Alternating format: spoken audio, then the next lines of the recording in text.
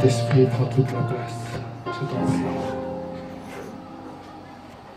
Que je ne voie pas le soleil qui me frappe le visage, mais que je vois ton peuple qui a besoin d'être édifié.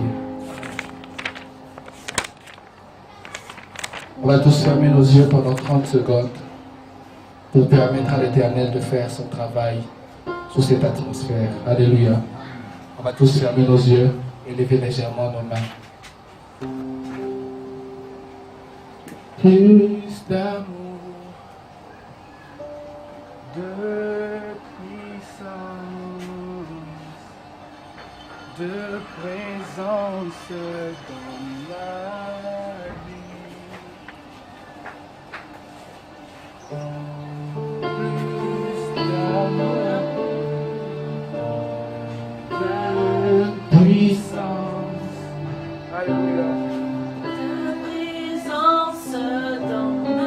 Seigneur, je prie que tu me donnes 3 choses. Premièrement, Seigneur, plus d'amour, Seigneur.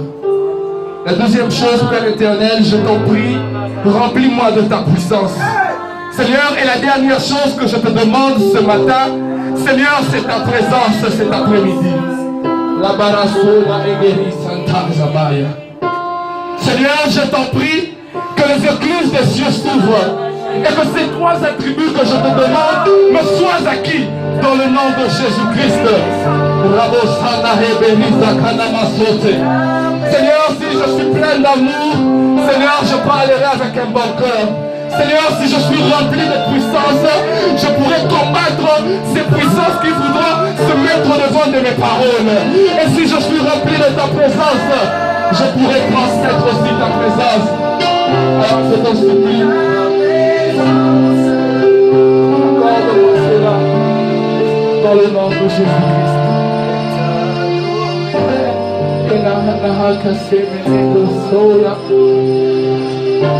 Seigneur, je vais être sûr, j'attends que tu me donnes ton go. Alléluia, alléluia, alléluia. Alléluia, alléluia, alléluia. Notre Père qui est dans les cieux, nous t'appelons. Notre Père qui est dans les cieux, tu dois agir. Notre Père qui est dans les cieux, tu dois accomplir des bonnes choses. Il est temps que les vies de tous changent. Il est temps que nous puissions rencontrer le Dieu qui nous a sauvés par son Fils Jésus-Christ. Notre Père qui est dans les cieux, nous te prions dans le nom de Jésus-Christ. Libère l'atmosphère et crée quelque chose dans nos vies. Père éternel, dans le nom de Jésus-Christ, que ton nom se sanctifie en ce lieu, que ton nom se sanctifie en ce lieu. Et Rabba Sanagapozo, Robo Sotamagane Mayabasoya, Répétene Mandabo Shata, refais les choses, Père, que tu pouvais accomplir dans les actes des apôtres. Père éternel, tu te révélais à nos pères aujourd'hui, alors que nous parlerons de ces révélations. Oh Seigneur, nous te supplions, agis comme tu as agi avec eux, dans le nom de Jésus-Christ. Alléluia. Est-ce que tu peux acclamer le Seigneur?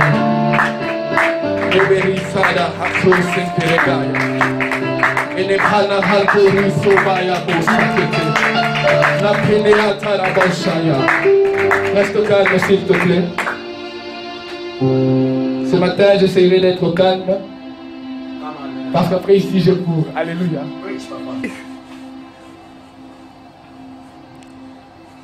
Pour introduire ce message, j'aimerais te dire d'abord quelque chose. Ce ne sont pas des thèmes que je veux toucher, parce qu'il y a d'autres orateurs qui vont toucher ces thèmes. Mais je veux juste t'expliquer quelque chose. Alléluia. Bien-aimés, les attributs de Dieu ne sont pas comparables aux grâces de Dieu.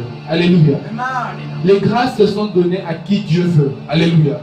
Mais les attributs de Dieu sont complets dans la vie d'une personne. Ce n'est pas parce que je veux te prêcher Yahweh Nissi que Dieu n'est pas pour toi Yahweh Rapha. Alléluia. J'aimerais que ce soit la première chose que tu puisses savoir. Dans la Bible, Dieu se révèle par ses noms 16 fois. Alléluia. On a Adonai, on a El Elyon, El Olam. Alléluia. On a El Shaddai, El Elohim. Non, c'est Elohim. Alléluia. On a Yahweh Jireh. Ah, une révélation que j'aime beaucoup. Alléluia. On a Yahweh Mekadi Shekem. Oh, écoute. Ça veut dire l'Éternel qui te sanctifie. Alléluia. Amen. Donc aujourd'hui, je te prêcherai Yahweh Nissi. Mais n'oublie pas que l'Éternel va aussi te sanctifier. Amen. Alléluia. Amen. Nous avons Yahweh Ra, qui signifie l'Éternel est mon berger. Alléluia. On a Yahweh Tchikeng, qui signifie l'Éternel notre justice. Yahweh Sabaoth, l'Éternel des armées. On a Yahweh Rapha, l'Éternel qui guérit. Père éternel, nous prions que cet attribut de ta personne s'accomplisse dans nos vies.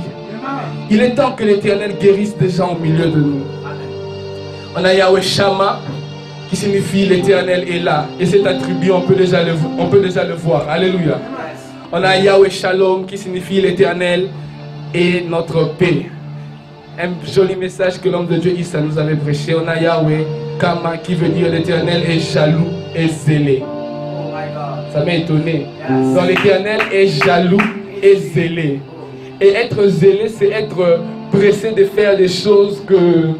Je ne sais pas, mais tu as compris quand même. Alléluia. Et l'Éternel sera zélé de faire de nouvelles choses dans ta vie. C'est parce qu'il est jaloux de toi. On a Yahweh Nissi, qui est le thème que je veux explorer. En tout cas, c'est le plus long message que je n'ai jamais écrit de ma vie. Parce que c'est difficile.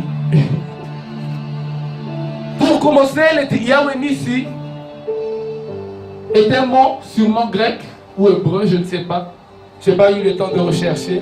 Mais qui veut dire une chose. L'Éternel est ma bannière. Alléluia. Et de ce thème, je peux tirer des synonymes en fonction du thème. En dehors de l'Éternel est ma bannière, on peut dire l'Éternel est mon drapeau. Alléluia. Parce que la bannière est un synonyme du drapeau. Mais bien plus encore, j'ai dit l'Éternel est un poteau élevé avec l'emblème de l'Éternel encore. Alléluia.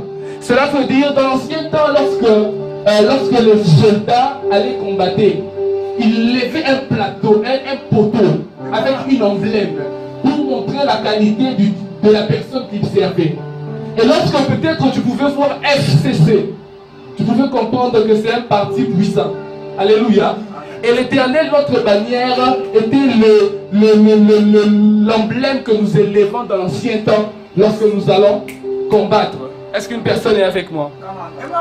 Mais sous le point de vue informatique, la bannière peut être considérée comme étant un panneau publicitaire. Alléluia. Vous savez, lorsque des fois vous naviguez sur Internet et que vous voyez au-dessus, on montre une publicité. C'est une bannière. C'est le Yahweh Nissi informatique. Alléluia. Et pour introduire mon message, j'aimerais que tu comprennes d'abord une chose. L'Éternel, ma bannière n'est citée qu'une seule fois dans la Bible. C'est dans Exode 17. Alléluia. Et c'est dans ce livre même que nous allons lire. Maintenant. Alléluia. T'inquiète pas, tu peux rester assis. Je sais que tu honores la parole de Dieu. La Bible dit dans Exode 17. Alléluia. Toute l'assemblée des enfants d'Israël partit du désert de Sin, selon les marches que l'Éternel leur avait ordonnées. Et ils campèrent à Rédédim, où le peuple ne trouva point d'eau à boire. Alors le peuple chercha querelle à Moïse. Ils dirent, donne-nous de l'eau à boire. Moïse leur répondit, pourquoi me cherchez-vous querelle? Pourquoi tentez-vous l'Éternel? J'aimerais dire à une personne que lorsque tu combats celui que Dieu a établi, tu cherches querelle à l'Éternel. Alléluia. Le peuple était là, pressé par la soif. Ils murmurèrent contre Moïse. Ils disaient, pourquoi nous as-tu fait monter hors d'Égypte pour me faire mourir de soif avec mes enfants et mes troupeaux? Alléluia. Moïse cria à l'Éternel en disant, que ferai-je à ce peuple encore un peu? Et ils me lapidèrent. Alléluia. L'Éternel dit à Moïse, passe devant le peuple et prends avec toi des anciens d'Israël, des anciens. Alléluia. Banga Bakolo. Prends aussi dans ta main ta verge avec laquelle tu as frappé le fleuve et marche. Voici, je me tiendrai devant toi sur le rocher d'Horeb. Tu frapperas le rocher et il en sortira de l'eau. Alléluia. Alléluia. Amen. Et l'Éternel et le peuple boira. Et Moïse fit ainsi aux yeux des anciens d'Israël. Il donna à ce lieu le nom de Massa et Méribo, parce que les enfants d'Israël avaient contesté et parce qu'ils avaient tenté l'Éternel en disant, l'Éternel est au milieu de nous ou il n'est pas là. Amalek vint combattre Israël. Alléluia. J'aimerais que tu retiennes cette phrase. Amalek vint combattre Israël à Rédidim. Alors Moïse dit à Josué, choisis-nous des hommes. Alors Moïse dit à Josué, choisis-nous des hommes, sors et combat Amalek. Demain je me tiendrai sur le sommet de la colline, la verge de Dieu dans ma main. Josué fit ce que lui avait dit Moïse pour combattre Amalek. Et Moïse et Aaron et Hur montèrent au sommet de la colline. Alors Moïse éleva sa main. Moïse élevait sa main. Israël était le plus fort. Et lorsque Moïse baissait sa main, Amalek était plus fort. Alléluia. J'aimerais déjà vous expliquer. Donc lorsque Moïse avait les mains levées, Israël se faisait battre par Amalek. Mais lorsque Moïse avait les mains levées, Israël battait Amalek. Mais lorsque Moïse baissait ses mains, Amalek battait Israël. Les mains de Moïse étaient fatiguées. Ils prirent une pierre qu'ils placèrent sur lui. J'aimerais que vous ayez cette précision. Aaron et Hur prirent une pierre et il plaça pour qu'ils se mettent Moïse. Aaron et Hur soutenaient ses mains, l'un d'un côté, l'autre de l'autre. Et ses mains restèrent fermées jusqu'au coucher du soleil. Et Josué vainquit Amalek et son peuple aux tranches de l'épée. L'Éternel dit à Moïse, écris cela dans le livre pour que le souvenir s'en conserve et déclare à Josué que j'effacerai la mémoire d'Amalek dessus les cieux. Moïse bâtit un autel et lui donna pour nom l'Éternel, ma bannière. Alléluia. Et c'est de là que sort le thème. Il dit, parce que la main de l'Éternel, la main a été levée sur le trône de l'Éternel. Et il y aura guerre de l'Éternel contre Amalek de génération en génération. Alléluia. Et comme je le disais, Yahweh Nissi n'est cité qu'une seule fois dans la Bible. C'est dans Exode 17. Et le deuxième point que j'aimerais que tu comprennes, c'est que Yahweh Nissi est peut-être cité qu'une seule fois, mais a été exploré de plusieurs manières. Alléluia. Parce que l'Éternel, ma bannière, l'Éternel, mon emblème, a peut-être dit qu'une seule fois dans Exode 17. Mais dans tous les parcours de la Bible, tu te rendras compte d'une chose, que l'Éternel est la bannière de tout le monde. Alléluia. Parce que celui qui n'a pas l'Éternel comme sa bannière, comment il sera vainqueur? Le troisième point que j'aimerais que tu comprennes, c'est que Yahweh Nissi est comme une marque puissante de qui nous sommes. Alléluia. Puisque nous sommes de ceux qui portent la marque de Yahweh Nissi, nous sommes des personnes puissantes. Alléluia. J'aimerais t'introduire Yahweh Nissi dans ta tête. Alléluia. Selon Exode 3, le verset 12. Et par là, je te citerai 7 bénéfices des porteurs de Yahweh Nissi. Est-ce que tu m'entends? Est-ce que tu m'entends? Je ne t'entends pas me dire Amen. Est-ce que tu m'entends? Le premier bénéfice d'un porteur de Yahweh Nissi, c'est que celui qui porte Yahweh Nissi dans sa vie permet à l'Éternel d'être son défense à tout moment. Celui qui accepte Yahweh Nissi est celui qui dit à l'Éternel autrement, d'une autre manière, viens et sois mon devant à tout moment. À chaque fois qu'un problème se posera devant ma vie, qu'il puisse ne pas d'abord me rencontrer, mais qu'il puisse rencontrer d'abord celui que j'élève. Le deuxième bénéfice du porteur de Yahweh Nissi, c'est que celui qui porte Yahweh Nissi dans sa vie devient un vaillant guerrier, même s'il ne valait rien. Selon Juge 6, le verset 14, c'est l'histoire de Gédéon. Gédéon n'avait aucune valeur. Gédéon ne pouvait rien. Il était le plus petit de la plus petite tribu d'Israël. Sans oublier qu'il était encore le dernier de la famille.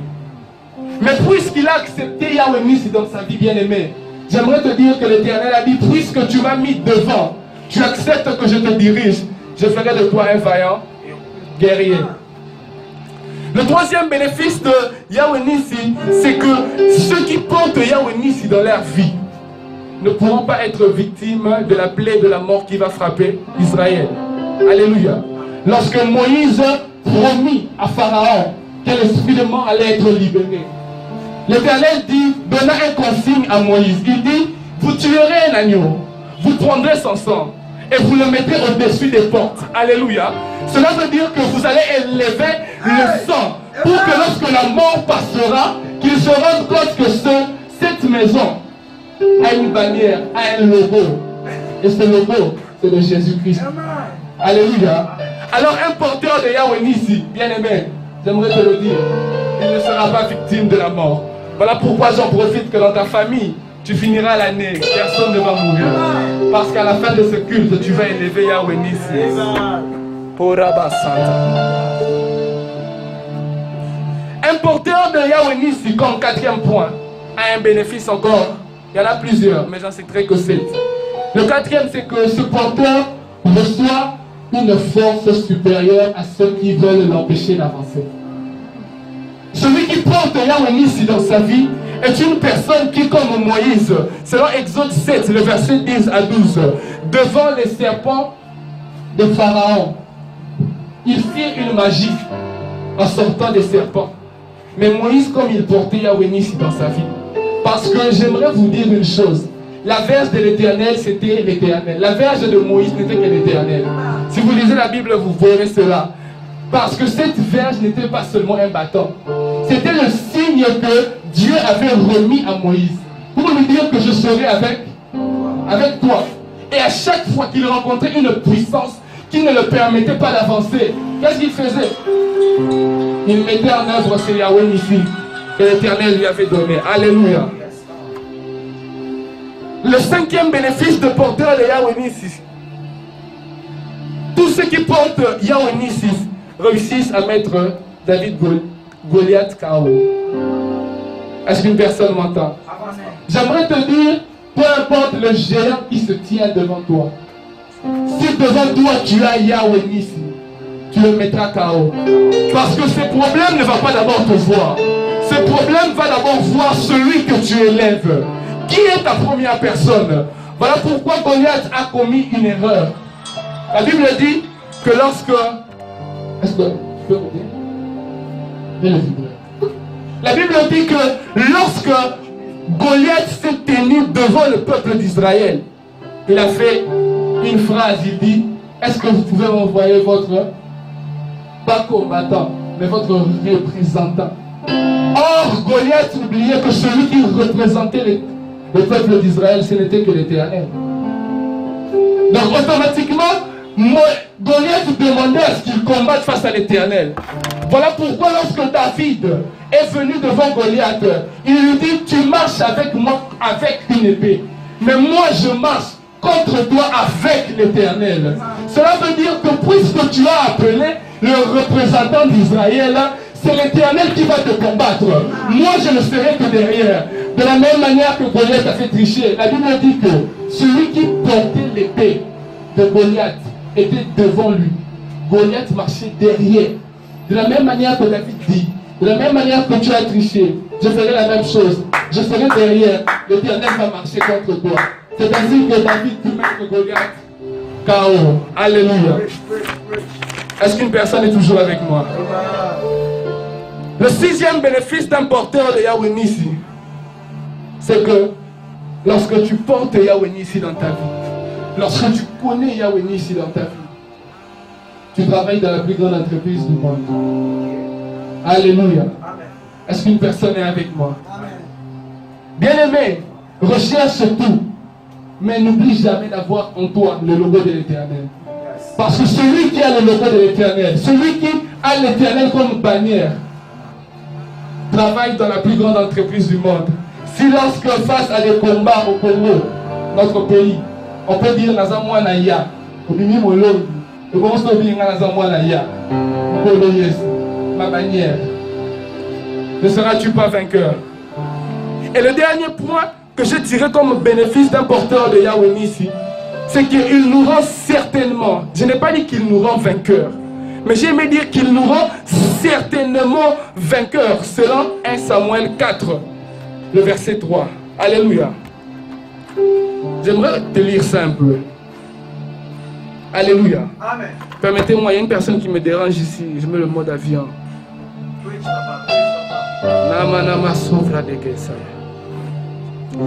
La Bible dit dans 1 Samuel 4, le verset 3. La Bible dit, le peuple rentra au camp et les anciens d'Israël dirent, pourquoi l'Éternel nous a-t-il laissé battre aujourd'hui par les Philistins? Allons chercher à Silo l'arche de l'alliance. Alléluia. C'est parce que le peuple avait l'assurance que la bannière qu'ils avaient, s'ils étaient avec eux, ils seront quoi? Vainqueurs. Voilà pourquoi ils réclament là l'arche de l'alliance. Ils disent, pourquoi nous sommes allés combattre sans notre bannière? Parce que la bannière du peuple d'Israël n'était que l'arche de l'alliance. Alléluia. Amen. Ils sont partis sans cette arche et ils ont été vaincus. Et pour être certainement vainqueur, j'ai tiré 3 conditions qui vont de pair. La première chose que j'aimerais dire, c'est que on ne recherche pas la bannière de l'Éternel qu'en cas de besoin. Alléluia. Il est dommage de voir un peuple aujourd'hui qui ne recherche l'Éternel que quand ils ont des problèmes. Ceci. Bien-aimé, l'Éternel doit être notre vie de tous les jours. Lorsque tu essayes d'élever l'Éternel qu'en cas de problème, tu ne seras pas un gagnant de Yahweh ici. Voilà pourquoi même lorsqu'ils sont allés chercher l'arche de l'alliance, on les a arrachés ça. Alléluia. Est-ce qu'une personne entend ça?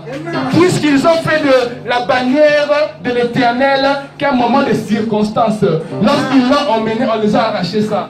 Parce que le deuxième principe que j'ai tiré, la bannière n'est utile qu'avec celui qui est en accord avec celui qui l'élève. Est-ce qu'une personne comprend ça? La bannière a de l'efficacité lorsque celui qui l'élève est en accord avec celui qui l'a élevé. Alléluia. Est-ce qu'une personne entend ce que je dis? Et le troisième principe qui va de pair avec cette bannière que je dis, c'est cette victoire certaine, c'est que elle doit être notre vie de tous les jours, selon 1 Samuel 2, le verset 26. Mais pour entrer dans mon message vrai, le message que l'Éternel m'a remis, j'aimerais que tu regardes ton voisin, dis-le, Moïse face à Amalek. Dis à ton voisin, Moïse face à Amalek. Bien-aimé, comme nous l'avons lu dans Exode 17, Moïse a eu un problème. Moïse, après avoir sorti le peuple de l'Égypte, ils sont allés de désert en désert. Bien-aimé, ce chemin qui était censé être fait en 3 jours, bizarrement, n'a pas pu faire ces 3 jours. Au lieu de 3 jours, ils ont fait 40 ans. Tu t'imagines? Ils sont allés de désert en désert. Mais arrivé à un désert, il y a eu un problème. Ils ont eu à rencontrer un peuple qui a décidé de leur faire la guerre. Et j'aimerais que tu retiennes ceci, que Amalek est le premier peuple qui a fait la guerre à Moïse, à l'Israël, depuis leur sortie d'Égypte. Moïse ne savait que leur dernier ennemi, c'était qui? Pharaon. Même Dieu les a dit, ces ennemis que vous voyez, vous ne les revoyerez plus jamais. Mais sorti de l'Égypte, Israël rencontre le peuple d'Amalek. Alléluia. Amen. Mais avant cela, j'ai un petit problème que j'ai contre l'Israël. L'Israël se fâche contre Moïse.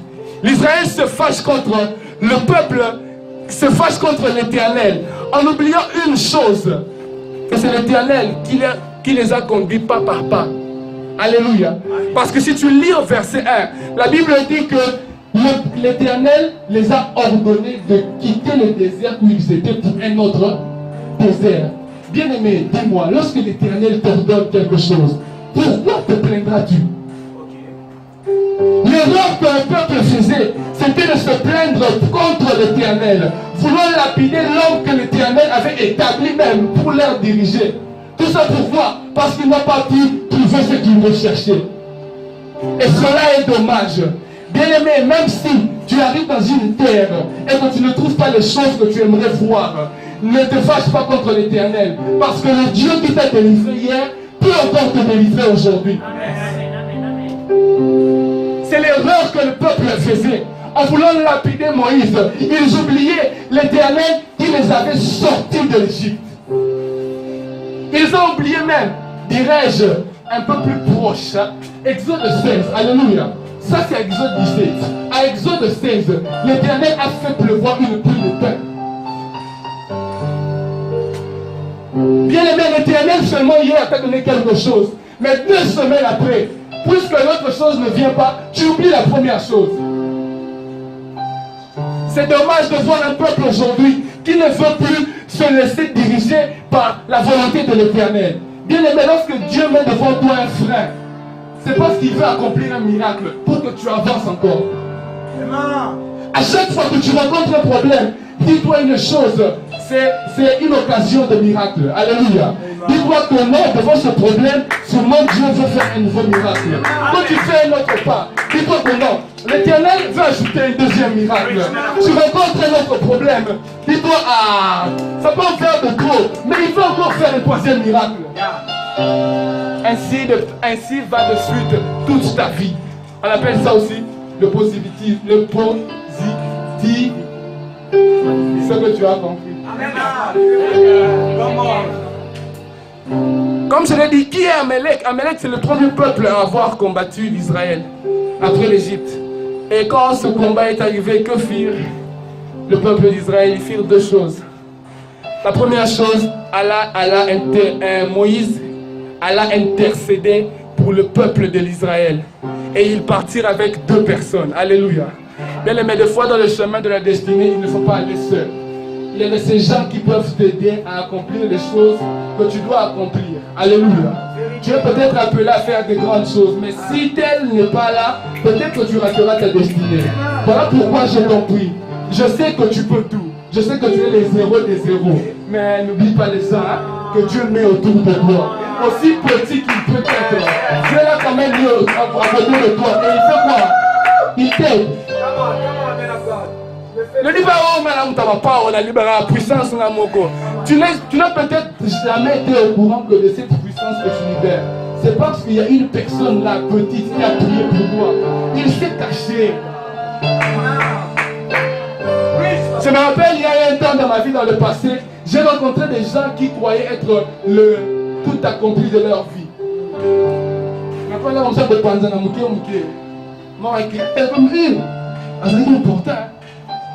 important. Je me rappelle un jour, j'ai rencontré un homme de Dieu. Il me dit, s'il te plaît, ne fais pas ça, ne fais pas ça. Ah, frère, c'est maintenant que tu vois que je suis important. Lorsque tu te croyais tout accompli, lorsque tu avais oublié que Dieu nous avait mis ensemble pour collaborer. Mais toi, tu as voulu me piétiner. Maintenant, quand je veux partir, tu dis que tu es important. Bien-aimé, sois humble. Accepte que Dieu a mis des gens à tes côtés. Tout comme moi-même, j'accepte que l'Éternel a mis à mes côtés des personnes, aussi petites qu'ils soient. Vous êtes importants. Alléluia. Et la deuxième chose, c'est ce que Hur et Aaron firent. Ils accompagnèrent Moïse. Pour ma conjugaison, on va passer ça fort. Alléluia. Ils accompagnèrent Moïse pour une chose, pour que la marque de l'Éternel ne reste que élevée. Bien aimés, les accompagnateurs aussi. Ce n'est pas que vous accompagnez pour que vous perdez. Alléluia. Dieu t'a mis à côté d'une personne pour que tu l'accompagnes afin que le nom de Jésus reste élevé. Ce n'est pas que tu l'accompagnes à un non. Rien. Il l'accompagnait pour que lorsque Moïse se fatiguera, il puisse faire quoi? Premièrement, lui donner une chaise. Assis-toi un peu, tu as mal à la tête, tu te perds petit à petit. Juste un entendre de l'Éternel. Alléluia. Alléluia. L'Éternel doit rester au-dessus. Alléluia. Et quelles sont les conséquences qu'Amalek a vécues puisqu'ils ont combattu contre le peuple de l'Éternel, premièrement, ils ont été vaincus. Alléluia. Et j'en profite pour te dire que tu vaincras tes ennemis. Bien-aimé, j'aimerais que tu aies cette phrase dans ta tête. L'Éternel ne laissera jamais son peuple être vaincu par le mal. Bien-aimé, l'Éternel ne laissera jamais que le diable ait une totale domination sur ta vie. Même si tu as l'impression qu'ils t'ont vaincu, sois-en sûr que si tu es le peuple de l'Éternel, tu vaincras. N'oublie jamais ce que je t'ai dit. La deuxième chose, ils se sont fait ennemis de Dieu. Celui qui te combat est ennemi de Dieu. Parce qu'en toi, il y a Dieu. Et si on te combat, on combat aussi celui qui est en toi. Alors je te dirai une chose. N'aie jamais peur des gens qui veulent te faire la guerre. Ma chère, en toi, il y a une personne. Et celui qui te combat celui qui est en toi. Et la troisième conséquence qu'Amalek a vécue, c'est que Dieu promit de détruire l'Amalek de génération en génération. Alléluia. Alléluia. Amen. Père, je te remercie parce que les gens qui voudront me faire la guerre, tu les détruiras de génération en génération. Tous seront détruits. Personne ne restera parce qu'ils t'ont fait la guerre. Ceci était l'introduction de mon message. Alléluia. Maintenant, regarde ton voisin. Dis-le, Israël contre Amalek. Version 2. La informaticien. La salle est mise à jour.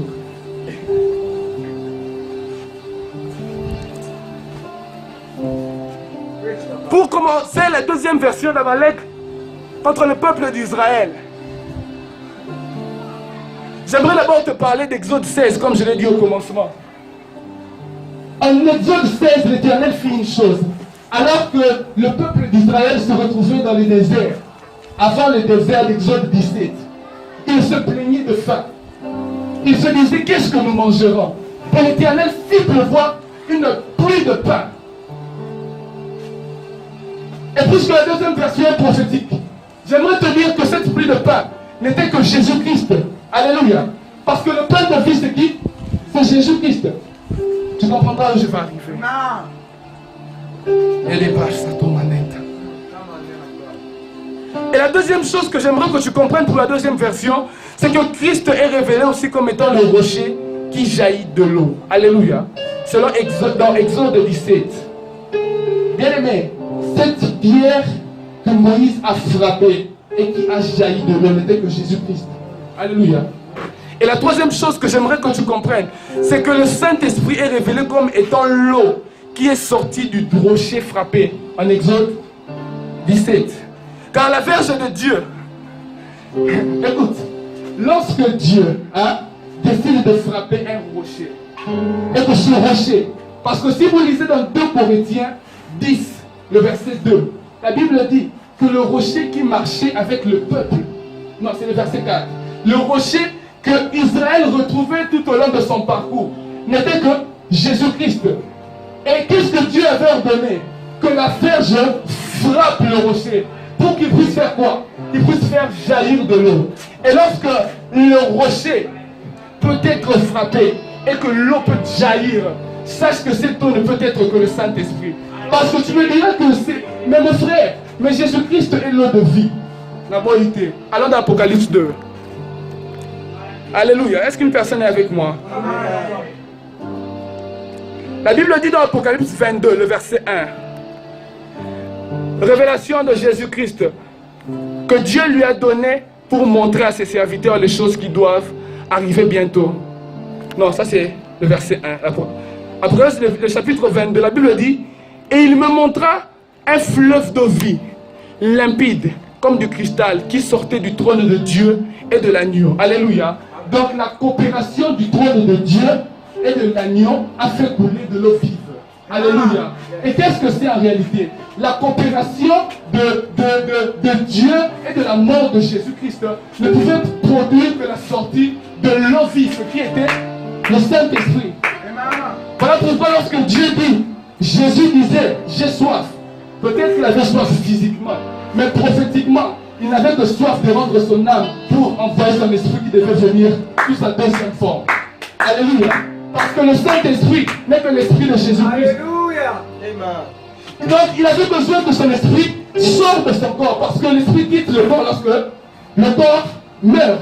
Il voulait que son esprit quitte son corps, qu'il parte là où il doit aller. Parce que son esprit n'est pas allé avec lui à l'enfer. Alléluia. Il dit, Père, entre tes mains je remets. C'était pour un travail. Son esprit a été travaillé dans les cieux. Et lorsqu'il a reçu tout pouvoir, c'est alors que dans Acte 2, il a pu envoyer le Saint-Esprit. Et comme on l'a bien compris, en Exode 16, la Bible ne nous parle que de Jésus. Lorsque Dieu a libéré une pluie de pain. Et en Exode 17, la Bible ne fait que nous parler du Saint-Esprit. Lorsque le rocher frappé n'a produit que de l'eau. Eh bien, les aimés, ceci est un principe. C'est un principe de conversion. Alléluia. Celui qui reçoit Jésus reçoit automatiquement par après quoi? Le Saint-Esprit. C'est pourquoi en Exode 16, Jésus-Christ est venu. Et en Exode 17, il est venu le Saint-Esprit. Est-ce qu'une personne est avec moi? Est-ce qu'une personne est avec moi? J'aimerais dire comme on trouve dans le cours. Si vous comprenez le bateau bandela. Est-ce qu'une personne est avec moi? On est ensemble. J'aimerais pas que tu te perdes. Maintenant, c'est là que mon message devient encore très important. La Bible dit, lorsque l'eau a jailli du rocher, le verset qui a suivi, Amalek vient combattre Israël. Pourquoi Amalek n'est venu qu'après que l'esprit a été libéré? Et la réponse se trouve dans Galates 5, le verset 17. La Bible dit que l'esprit et la chair ne peuvent pas habiter ensemble. Donc lorsque Jésus est venu en Exode 16, et que par après, en Exode 17, l'esprit a été libéré, qu'est-ce qui va arriver? Un combat entre qui? Amalek et Séto, qui a été libéré en faveur d'Israël. Et c'est ici qu'on peut comprendre qu'Amalek n'était qu'une seule chose, la chair. Est-ce qu'on est toujours ensemble? Bien-aimé, le premier ennemi de la conversion de l'homme, c'est la chair. Parce que les choses que tu voudras accomplir selon Dieu ne seront combattues non seulement par Satan. Parce que Satan aime toucher notre chair. Pour que notre chair ne plaise à qui? À l'Éternel. Voilà pourquoi lorsque l'eau a été libérée, par après, le combat est venu. Bien-aimé, j'aimerais que tu voles avec moi. Alléluia. La Bible dit une chose. J'aimerais que tu comprennes ceci. C'est 3 points importants. En Égypte, tu es avec moi.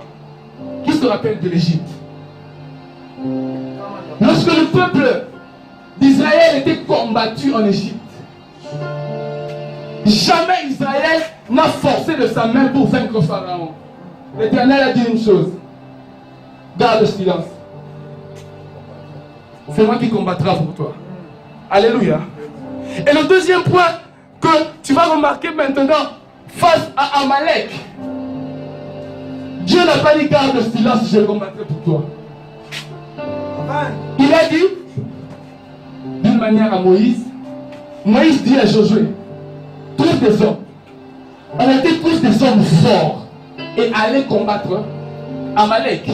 Parce qu'en là se trouve une vérité. Bien-aimé, la victoire que Jésus-Christ a accomplie pour toi est une victoire déjà réussite. Mais le combat du Saint-Esprit en toi est un combat quotidien. Est-ce qu'une personne est avec moi? Voilà pourquoi, lorsque j'ai dit que, lorsque Amalek, qui était la chair, venir, l'Éternel n'a pas combattu pour Israël. C'est eux-mêmes, de leur propre force. Ils ont fait quoi? Qu'ils ont décidé d'aller combattre. Mais lorsqu'ils étaient en Égypte, lorsque Pharaon s'est levé, la main de l'Éternel s'est levée aussi. Le combat de Christ, autrement, le combat de Dieu pour nous en Égypte est très différent de notre combat face à Amalek, qui est notre chair. Alléluia. Pour notre chair, en connexion avec l'Esprit de Dieu. Nous nous battons tous les jours. Pour que l'Esprit de Dieu vive totalement en toi, tu dois te battre tous les jours. Que la chair ne domine pas sur l'Esprit. Parce que c'est deux choses qui ne vont pas de pair. C'est deux choses qui ne se contradisent peut-être pas, mais qui ne peuvent pas faire route ensemble. Alléluia. Lorsque la chair vient par devant, bien aimé, l'Esprit fouillera. Parce que l'Esprit ne voudra pas habiter avec la chair. Est-ce qu'une personne est avec moi? C'est par là que j'aimerais dire une chose. Ne laissez jamais la chair vivre en vous. Alléluia. Lorsque tu lis dans 1 Samuel 15, les versets 2 à 3, tu comprendras que la chair ne peut jamais vivre en nous. Dans ce livre, le peuple d'Amalek refait vie. Alléluia. Le peuple d'Amalek réapparaît. Et l'Éternel dit à Saoul, par son prophète Samuel, va détruire ce peuple. Bien-aimé, à chaque fois que la chair prend place dans ta vie, l'Éternel aimerait que tu le détruises. L'Éternel dit à Samuel, va dire à Saoul, prenez une armée, allez combattre, que les Amaleks soient détruits. Tuez-les tous. Mais Dieu, tu es un Dieu de compassion. Pourquoi tu n'as pas compassion de ce peuple? Il dit, non. En l'homme, la chair n'a pas de place. Alléluia. Un homme rempli de l'Esprit de Dieu ne peut pas laisser la chair prendre place dans sa vie. Voilà pourquoi il dit, détruis et les animaux, et les petites choses, et les femmes, et les hommes, et les enfants. Bien aimé, dans la chair, hein, on ne laisse rien. À droite. Dans la chair, hein, Benjamin, on dit dans le lot de Dieu. Parce que cette petite chose que tu peux laisser dans ta chair peut amener Dieu à te détruire. La chair est une barrière pour nous. Quand on veut aller à la terre promise, celui qui laisse la chair se mettre devant de son chemin, il ne permettra pas à sa promesse de se réaliser. Voilà pourquoi le peuple d'Amalek ne permettait pas à Israël d'avancer. Ils sont venus les combattre parce qu'ils ont reçu Jésus-Christ. Comment tu me diras, bien aimé, lorsqu'ils sont passés par l'eau avec Moïse en Égypte, baptême, alléluia, c'était une sorte de salut. Et l'esprit est venu. Et la chair dit, comme l'esprit est là, qu'est-ce que je fais? Je viens. C'est alors que tu as des désirs chrétiens, remplis de l'esprit, mais tu as envie de pécher tous les jours. Tous les jours, tu permets à la chair de monter sur toi. Tu permets à ta chair de te dominer. Tu dis, et ça va être une naïveté, mais mon abbé, c'est ta chair qui avait succombé. Et bien aimé, si tu laisses Amalek te barrer le chemin, tu n'arriveras jamais à la terre promise. Ils vont tous vous exterminer. Est-ce qu'on est toujours ensemble? La chair, elle peut faire une autre chose. Elle peut nous retirer face à Dieu. Alléluia. Lorsque tu lis 1 Samuel 16, le verset 1a. Oh mon Dieu, je n'aimerais jamais que ça nous arrive. Alors que Samuel était en train de prier pour Saoul, parce que Saoul a léché la chair vive. Lorsque Dieu a dit au peuple de Saoul, allez exterminer ce peuple d'Amalécites, qu'est-ce que Saoul fait? Lorsqu'ils arrivèrent, ils tuèrent tout le monde. Mais il dit non, le roi, que nous puissions le garder. Alléluia. Il dit que les beaux animaux, c'est beaux péchés-là que la chair te présente, que nous puissions les garder pour nous. Et bien pire, il rentre encore avec eux, au peuple d'Israël. Et lorsqu'il fit ces choses, directement, l'Éternel dit, dans 1 Samuel 16, le verset 1a, pourquoi pleures-tu encore pour Saoul? Je l'ai déjà rejeté. Bien-aimé, celui qui laisse la chair prendre possession dans sa vie se fera rejeter par l'Éternel. Voilà pourquoi celui qui pêche n'héritera pas le royaume des cieux. C'est une logique. Tuons tous les œuvres de la chair dans nos vies. J'aimerais que le peuple d'aujourd'hui décide, moi et vous, de tuer tous les œuvres de la chair. Les menus bétails, les grands bétails, les beaux bétails. Attends, alléluia. Oh, attends, ils sont morts aux sentiments de Celui qui laisse la chair vivre se met en danger.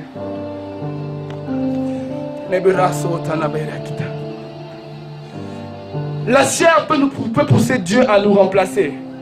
Seulement cet amalécite-là que tu veux laisser vivre, il peut pousser Dieu à te remplacer. Lorsque tu lis toujours 1 Samuel 1, le verset, la partie B, la Bible dit quoi?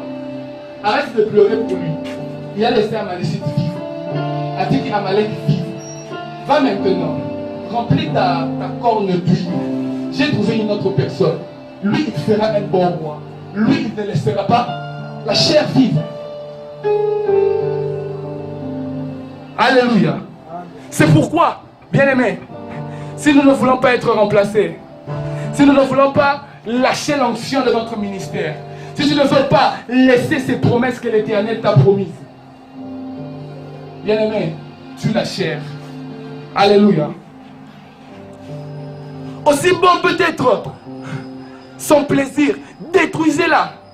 Ne laissez jamais la chair vivre. Même si on te disait que ce plaisir est le plaisir de tous les plaisirs, détruis-la. Alléluia. Même si on te disait le fait que tu voles cet argent te rendra heureux. Tu seras une personne comme on peut dire dans un boss. Et tu auras cette joie de régner devant les gens. Mon frère, ma soeur, laisse tomber. Vis ta vie. Ce plaisir que ta chair te demande, j'aimerais que quand je passe là, qu'on nous respecte à cause de ce que je porte. Laisse ce plaisir. Détruis-la. Marche comme tu marches seulement. Alléluia. Oh, ce plaisir-là que j'aimerais connaître aussi des hommes et des femmes comme mes amis le font. Abandonne ce plaisir de la chair. Avance. Et puis, est-ce que vous avez mon beau là? On ne va pas la tour, on va la tête. Donc, toi, c'est là.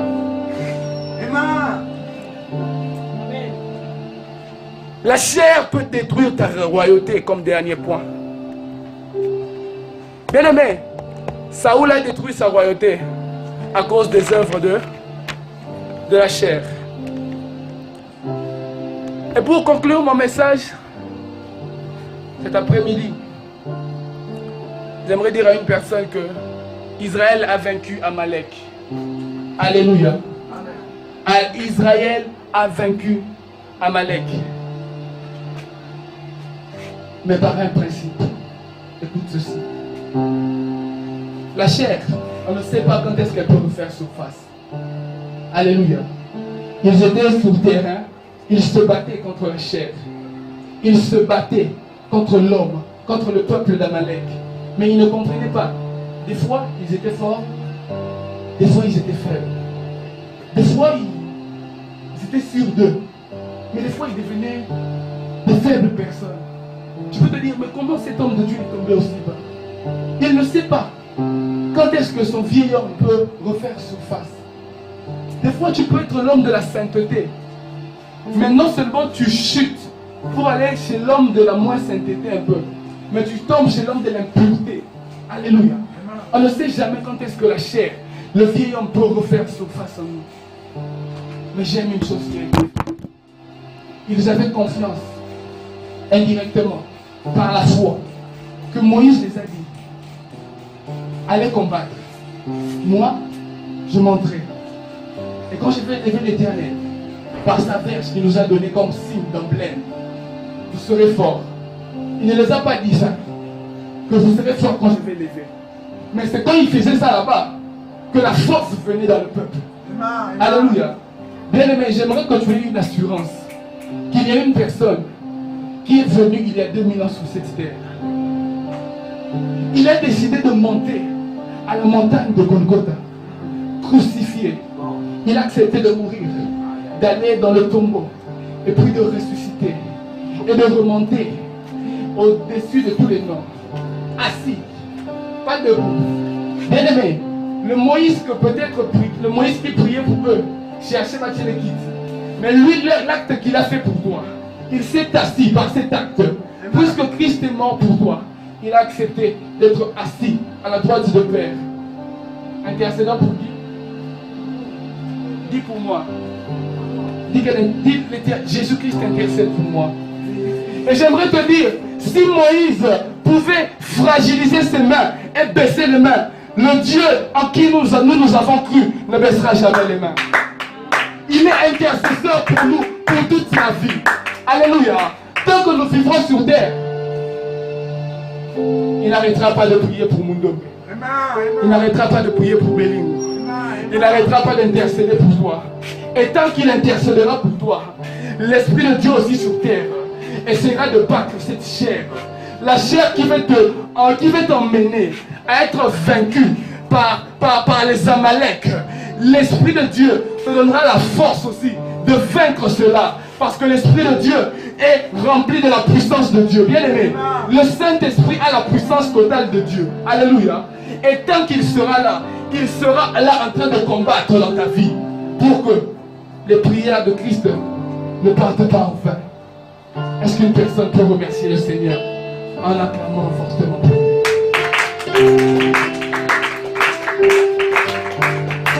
Bien-aimé, acclame fortement pour Jésus-Christ. C'est le seul emblème que nous pouvons élever. Peuple de Dieu, j'aimerais vous dire que le seul emblème que nous, chrétiens, nous élevons, c'est Jésus-Christ. Eux, ils ont utilisé la verse. C'est pas grave, c'est le passé. Mais nous, maintenant, on a le salut en Christ. Et nous allons l'élever tous les jours. Et la Bible nous dit, lorsqu'il est élevé, tout ce qui voudra... la Bible dit, c'est un passage de la Bible. La Bible dit que tout celui qui regardera au serpent des reins, qui a été élevé, recevra la guérison. À chaque fois que tu élèveras Jésus-Christ dans ta vie, tu recevras la guérison de ton âme. Tu recevras la guérison de ton corps.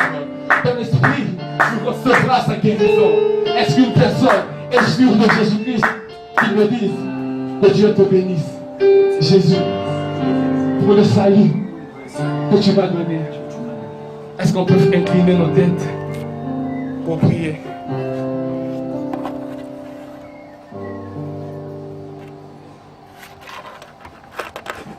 Père éternel,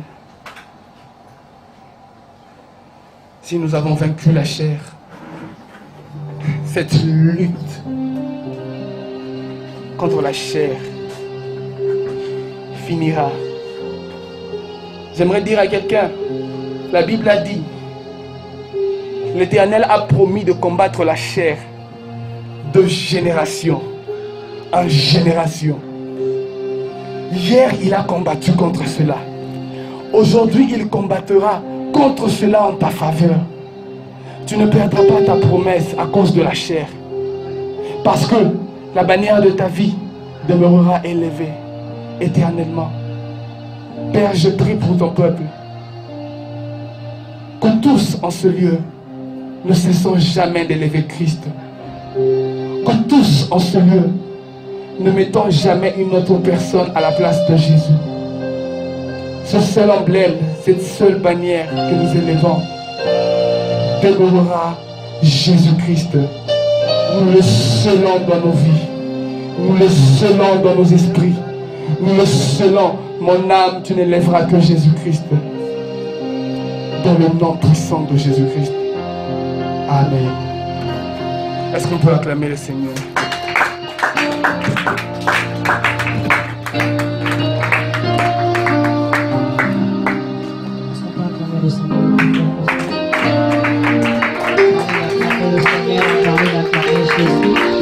Celui qui nous a donné la suprématie, celui qui a vaincu toutes choses, celui qui est digne d'être élevé. On parlait de